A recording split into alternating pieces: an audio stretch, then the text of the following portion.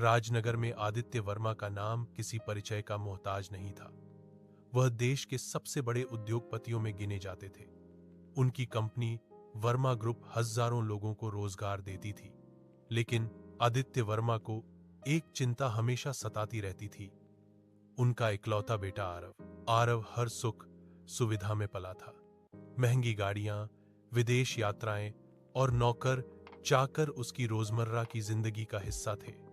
आदित्य जानते थे कि केवल धन का वारिस बनना आसान है, पर जिम्मेदारी का वारिस बनना कठिन।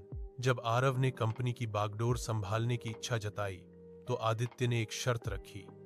उन्होंने कहा, अगर तुम्हें इस कंपनी का उत्तराधिकारी बनना है, तो तुम्हें 1 साल के लिए शहर और सुविधा छोड़कर बाहर रहना होगा। बिना मेरे नाम और पैसों के अपनी जिंदगी खुद चलानी होगी। आरव को यह फैसला कठोर लगा, लेकिन उसने चुनौती स्वीकार कर ली। वह एक छोटे से गांव में गया, जहां उसने एक साधारण नौकरी की, लोगों के साथ रहकर उनके दुख सुख समझे और मेहनत की असली कीमत जानी। कभी खेतों में काम किया, कभी दुकान पर और कभी बच्चों को पढ़ाया। 1 साल बाद आरव बदला हुआ इंसान बनकर लौटा। उसकी आंखों में अब घमंड नहीं, बल्कि समझ और संवेदनशीलता थी।